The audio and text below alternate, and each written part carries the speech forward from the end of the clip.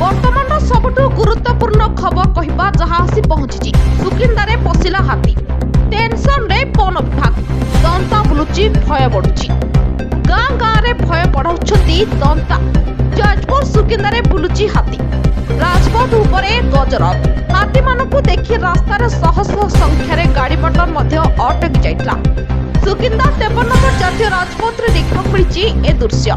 भୟରେ छानिया लोके काहारी आखि को निद नाही सुकिंदा वन विभाग उपस्थित रही हाथीर गतिविधि उपर नजर रखिछि।